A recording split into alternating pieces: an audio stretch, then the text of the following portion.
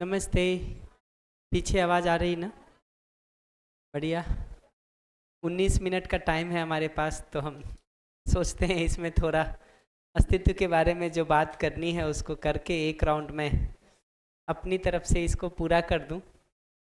कल इसको लेकर के आगे फिर हम क्या अभ्यास के संदर्भ में चीज़ों को कर सकते हैं उस पर थोड़ी बात कर लेंगे, थोड़ा आपका फीडबैक सुन लेंगे, थोड़ा इस पूरे को समअप करने के लिए कुछ मुख्य बातों पर ध्यान दिलाने का काम कर लेंगे।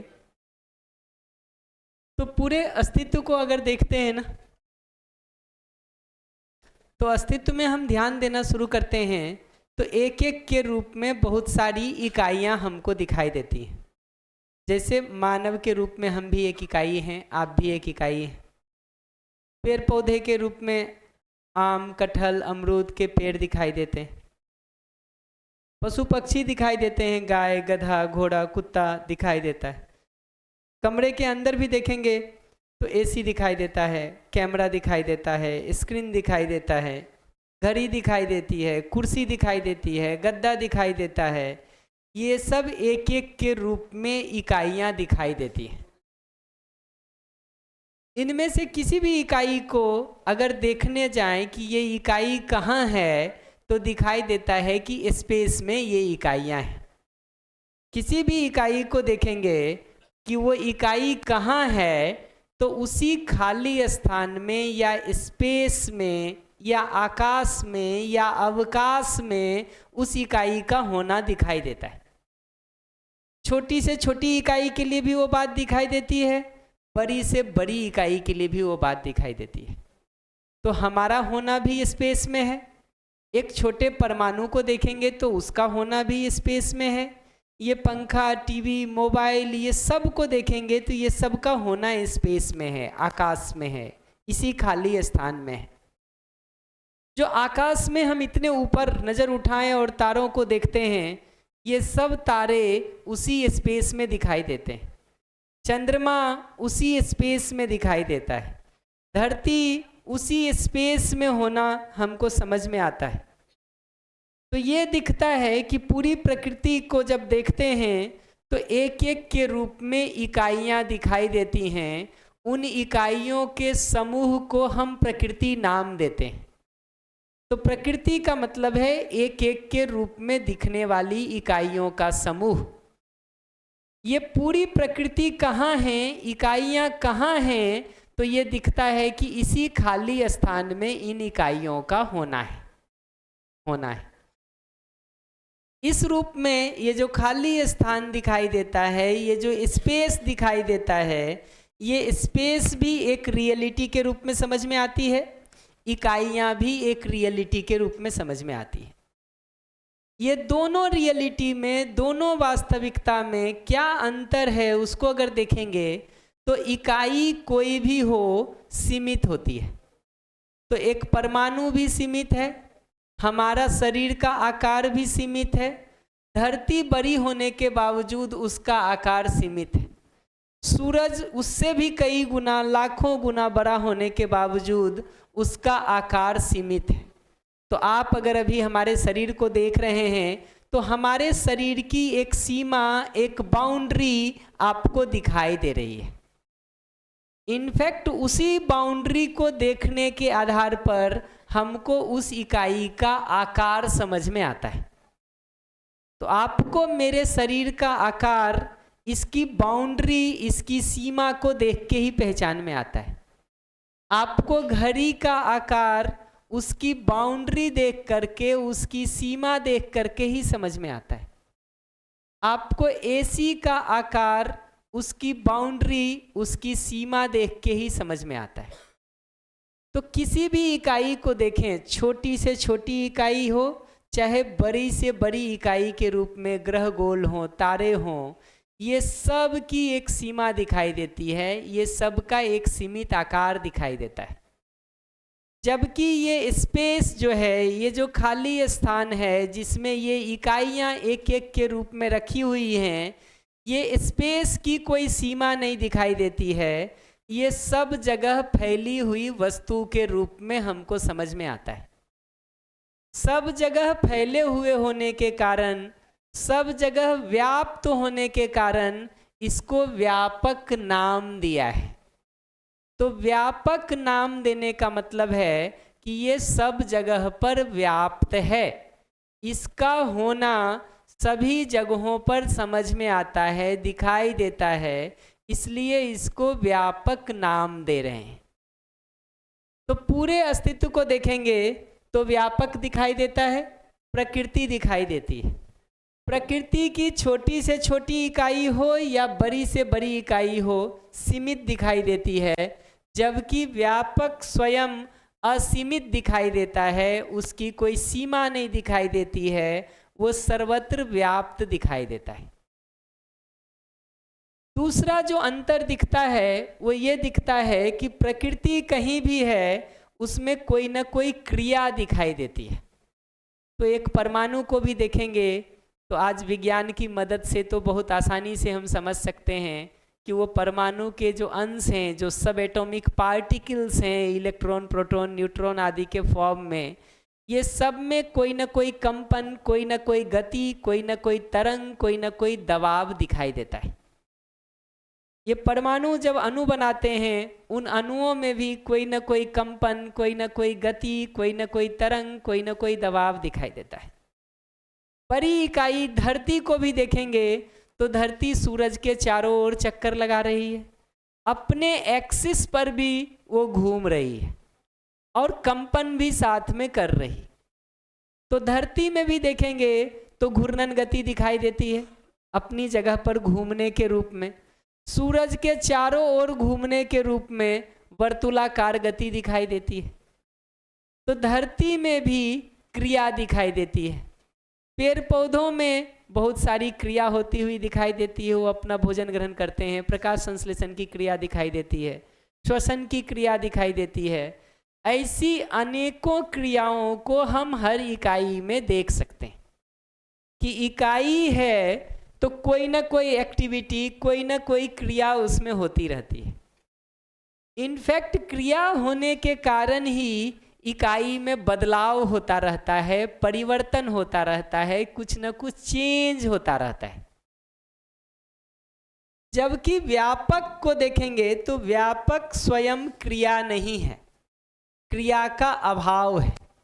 व्यापक वस्तु को देखने जाते हैं, स्पेस को देखने जाते हैं, तो स्पेस स्वयं क्रिया रहित दिखाई देता है, उसमें कोई भी क्रिया नहीं दिखाई देती है। क्रिया वहीं दिखाई देती है जहाँ इकाई है। हम अपने शरीर रूपी इकाई पर भी ध्यान देने का काम करते हैं तो उसमें 20 क्रियाएं दिखाई देती हैं। डाइजेशन की क्रिया दिखाई देती है, रेस्पिरेशन की क्रिया दिखाई देती है, पाचन की क्रिया दिखाई देती है, श्वसन की क्रिया दिखाई देती है।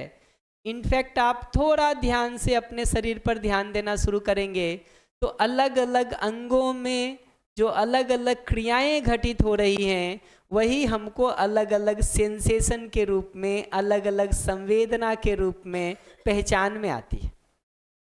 तो अगर कहीं शरीर में दर्द महसूस होता है, कहीं भारीपन महसूस होता है, कहीं हल्कापन महसूस होता है, ये सब शरीर के अलग अलग अंगों में घटने वाली क्रियाएं हैं, एक्टिविटीज़ हैं, जो हमको संवेदना के रूप में, सेंसेशन के रूप में समझ में आता है।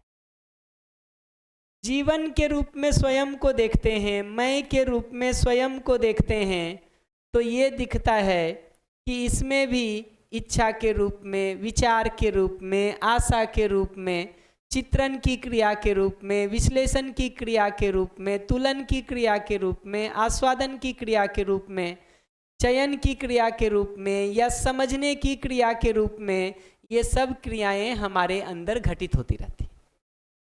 तो शरीर स्वयं में भी देखेंगे तो बहुत सारी क्रियाएं दिखाई देती हैं। अपने में, जीवन में देखेंगे, मैं में देखेंगे, वहाँ भी क्रियाएं घटित होती हुई दिखाई देती हैं। ऐसा पेड़ पौधा, पशु पक्षी, प्राण कोशिका, सेल्स, एटम, मॉलिक्यूल्स, जहाँ भी देखेंगे वहाँ क्रिया दिखाई देती है, जबकि व्यापक स्वयं क्रिया नहीं है। ये दो मोटे मोटे अंतर व्यापक और इकाई के बीच दिखाई देते हैं। अब इन दोनों के अंतर संबंध को देखने जाएं, इनके रिलेटेडनेस को देखने जाएं, ये आपस में किस तरह से जुड़े हुए हैं उसको देखने जाएं, तो ऐसा दिखता है कि एक ही व्यापक वस्तु है जो सब जगह फैली हुई है। उसी में हमारा, आपका, पेड़ पौधों का, पशु पक्षियों का, हवा पानी मिट्टी का, इवन धरती का, सूरज का, चंद्रमा का, इन सभी तारों का होना है। तो एक ही व्यापक वस्तु सर्वत्र व्याप्त है, जिसमें कहीं कहीं कुछ कुछ जगहों पर इकाइयां हैं।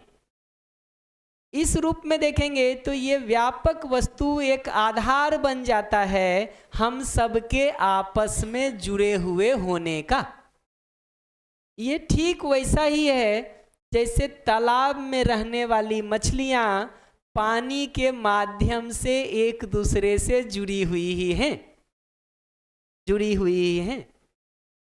वो जुड़ाव हम देखें चाहे नहीं देखें, जुड़ाव बना हुआ ही रहता है। तो वही एक व्यापक वस्तु है, वही एक स्पेस है जो सब जगह फैला हुआ है, और कहीं कहीं उसमें हमारा, आपका, बाकी इकाइयों का, चाहे छोटी से छोटी हो चाहे बड़ी से बड़ी हो, इन सब का होना है। तो स्पेस में किसी भी जगह पर कोई विभाजन नहीं है, कोई बाउंड्री नहीं है। ये पूरा स्पेस एक वास्तविकता के रूप में फैला हुआ है, जिसमें अलग अलग जगह पर इकाइयों का होना है। इस इकाई के पर्सपेक्टिव से जब स्पेस को देखते हैं ना, तो तीन बातें दिखाई देती हैं।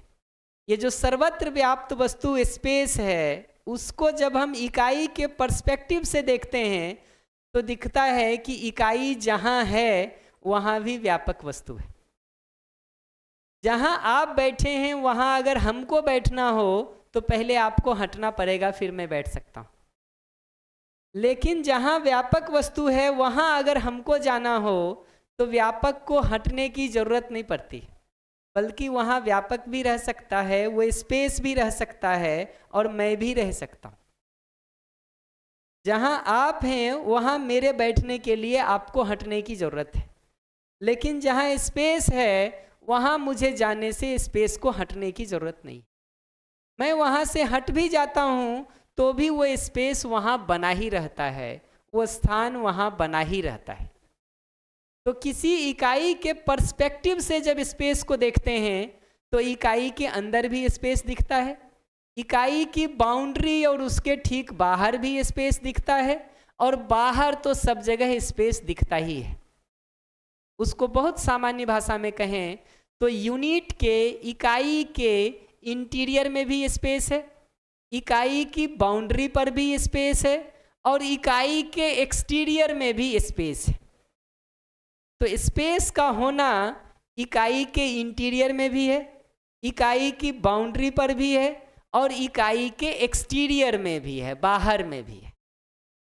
ये तीनों जगहों पर व्यापक का होना दिखाई देता है।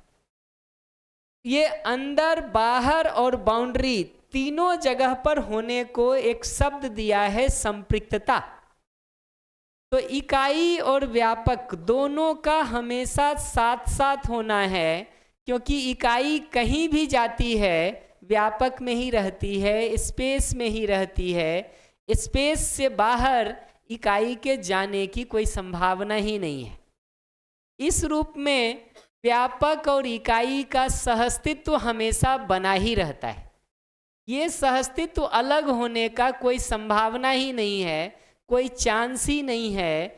ये दोनों अविभाज्य रूप में, इनसेपरेबल रूप में, इंटीग्रेटेड फॉर्म में एक दूसरे से जुड़े हुए ही हैं। और इस जुड़ाव के तहत ये दिखता है कि इकाई के अंदर, इकाई की बाउंड्री पर और इकाई के बाहर, ये तीनों जगह पर व्यापक वस्तु है। इकाई के बाहर के स्पेस को जब हम देख करके भाषा देते हैं ना, तो हम कहते हैं इकाई व्यापक में डूबा हुआ है, ठीक वैसे ही जैसे तालाब में कोई बॉल डूबा हुआ होता है। तो इकाई के बाहर जो ये सब जगह स्पेस फैला हुआ है, उस पर्सपेक्टिव से जब हम भाषा देते हैं तो इकाई व्यापक में डूबी हुई है। ऐसा भाषा बनता है। बाउंड्री पर चारों तरफ हमारे स्पेस है, इसको देख करके जब हम भाषा देते हैं तो इकाई व्यापक से घिरी हुई है, ये भाषा बनती है। ठीक वैसे ही जैसे अभी हम सब दीवालों से घिरे हुए हैं, तो हमारे चारों तरफ बाउंड्री और उसके ठीक बाहर स्पेस का होना है, ये घिरा हुआ को इंगित करता है। और जहां हम हैं वहां भी व्यापक वस्तु है, इसको भाषा दिया है भीगा हुआ होने के रूप में, कि इकाई व्यापक में भीगी हुई है।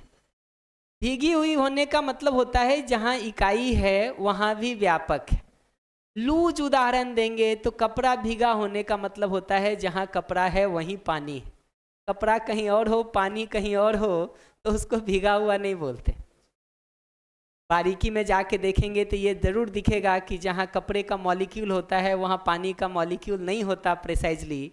लेकिन व्यापक में वो बात भी नहीं होती, क्योंकि व्यापक और इकाई साथ साथ रहना हो पाता है। तो इकाई के अंदर व्यापक के होने को भीगा हुआ होने के रूप में इंगित किया है कि इकाई व्यापक में भीगी हुई है।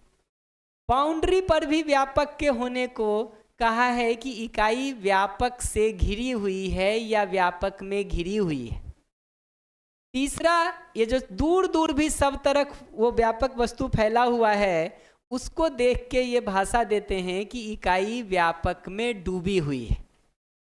इनफैक्ट ये डूबा हुआ होने के आधार पर हमको एक इकाई का दूसरी इकाई से संबंध समझ में आता है कि वही एक व्यापक फैला हुआ है जिसमें आप भी डूबे हुए हैं, मैं भी डूबा हुआ हूँ, तो हमारा आपका एक संबंध है ही।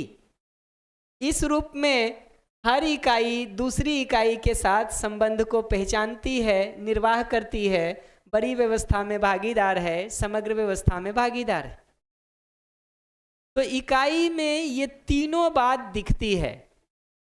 इकाई का क्रिया होना दिखाई देता है, क्रिया होने को ही ऊर्जा संपन्न होना कहा है।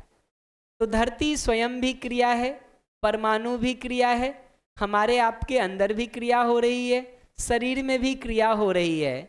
ये क्रिया होने को ऊर्जा संपन्नता या भीगे होने के रूप में पहचाना है। इसी तरह से इकाई को देखेंगे तो वो एक व्यवस्था के रूप में दिखाई देता है। पूरे शरीर को देखेंगे तो शरीर में अलग अलग प्राण कोशिकाएं स्वयं में व्यवस्था हैं। पूरा शरीर भी एक व्यवस्था है। ऐसा नहीं है कि ये मिलियंस और बिलियंस में जो प्राण कोशिकाएं हैं इनका हिसाब कोई हमको आपको रखना पड़ता है। अगर इतनी सारी अरबों खरबों प्राण कोशिकाओं का हिसाब हमको रखना होता तो 10-5 रोज छूट जाती यहाँ वहाँ। जैसे घर में रखी हुई चीज़ों को हम सुबह का शाम तक भूल जाते हैं कहाँ रखे थे। तो इकाई का स्वयं में व्यवस्थित होना दिखाई देता है। फिर ये एक एक प्राण कोशिका दूसरी प्राण कोशिकाओं के साथ अपने संबंध को पहचानती है, निर्वाह करती है। इसी आधार पर पूरा शरीर बना हुआ है। तो प्रकृति में सभी जगह पर देखेंगे तो ये तीनों बात दिखेगी। इकाई का ऊर्जा संपन्न होना, इकाई का स्वयं में व्यवस्था होना, इकाई का दूसरी इकाइयों के साथ संबंध को पहचान के निर्वाह करना, इस आधार पर बड़ी व्यवस्था में समग्र व्यवस्था में भागीदार होना। इसी तीन बात को क्रम से भीगा होने के रूप में, घिरा होने के रूप में, डूबे होने के रूप में पहचाना है। तो भीगा होने का मतलब है ऊर्जा संपन्न होना, घिरा होने का मतलब है उसका स्वयं में व्यवस्थित होना, नियंत्रित होना। नियंत्रित यहाँ कोई जबरदस्ती नियंत्रित करने के रूप में नहीं है, व्यवस्थित होने के रूप में। और डूबा होने का मतलब है दूसरी इकाइयों के साथ संबंध को पहचानना और निर्वाह करना। तो पूरी प्रकृति में ये बात दिखाई देती है। मानव के शरीर में भी ये तीनों बात दिखती है। मानव के मैं में देखेंगे तो इच्छा विचार आशा के रूप में कुछ क्रियाएं हमारे में चल रही हैं। सही समझ और सही भाव के रूप में कुछ और क्रियाओं को विकसित करने की जरूरत है। मानव में देखेंगे तो कुछ क्रियाएं हो रही हैं, इच्छा विचार आशा के रूप में नीचे की क्रियाएं चल रही हैं। लेकिन सही समझ और सही भाव के रूप में कुछ और क्रियाओं के विकसित होने की जरूरत दिखाई देती है। व्यवस्थित होने की जगह पर देखेंगे तो इतनी व्यवस्था तो है कि हम नियम के अनुरूप करते हैं, जो हमको सहज स्वीकार है वो करते हैं तो सुखी रहते हैं, आराम में रहते हैं। नियम के खिलाफ अपना कुछ मनमानी करने जाते हैं, दूसरे को उसका पता बाद में चलता है, अपना दुख पहले होता है। तो जितना हम समझते हैं उतना उतना हम व्यवस्था में जी पाते हैं। न्यूनतम इतनी व्यवस्था तो बनी हुई है कि प्रकृति की व्यवस्था को तोड़ने का सोचते ही हम दुखी होना शुरू हो जाते हैं, और दुखी होना हम चाहते नहीं हैं। इसी तरह से भागीदारी की जगह पर भी दिखता है कि जितना जितना हम संबंध को पहचान पाते हैं, जितना जितना हम स्वयं में व्यवस्थित रहते हैं, उतना उतना हम व्यवस्था में भागीदारी भी कर पाते हैं। तो अगर हम स्वयं में व्यवस्थित पूरे समय रह सकें, दूसरों के साथ संबंध हमको पहचान में आ सके, दिखाई दे सके, तो समग्र प्रकृति में अस्तित्व में उस संबंध को, व्यवस्था को पहचान के भागीदारी करने का काम हम कर सकते हैं। पूरे को समेट के कहें एक लाइन में, तो प्रकृति की बाकी सभी इकाइयाँ ऊर्जा संपन्न हैं ही, स्वयं में व्यवस्थित हैं ही, दूसरी इकाई के साथ संबंध को पहचान ही रही हैं, निर्वाह कर ही रही हैं। मानव ऊर्जा संपन्न होने के रूप में नीचे की 4.5-5 क्रियाओं से संपन्न है, बाकी 5-5.5 क्रियाओं के पूरा होने की जरूरत है, जिस पर हम कल थोड़ा बात कर देंगे। व्यवस्थित होने के रूप में जितना व्यवस्थित होता है उतना तृप्त होता है, जितना अव्यवस्था में जीने की सोचता है उतना दुखी होता है। ये नियंत्रण है ही, और मूल में मानव में भी व्यवस्था की प्यास है ही। और संबंध को पहचानने, निर्वाह करने की जगह पर दूसरी इकाइयों के साथ जितना जुड़ाव को देखता है उतना भागीदारी निर्वाह करता ही है। जुड़ाव नहीं दिखाई देता है तो निर्वाह नहीं कर पाता है। समझ रूपी क्रिया यहाँ सुनिश्चित होती है, स्वयं में व्यवस्थित होने का काम पूरी तरह से हो पाता है, जिसका फल अपने में सुख, शांति, संतोष, आनंद की निरंतरता है।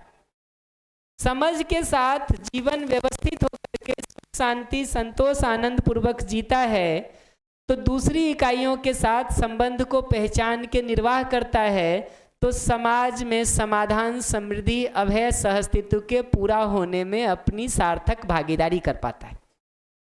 तो यहाँ मानव को ज्ञान संपन्न होना है, सही भाव संपन्न होना है।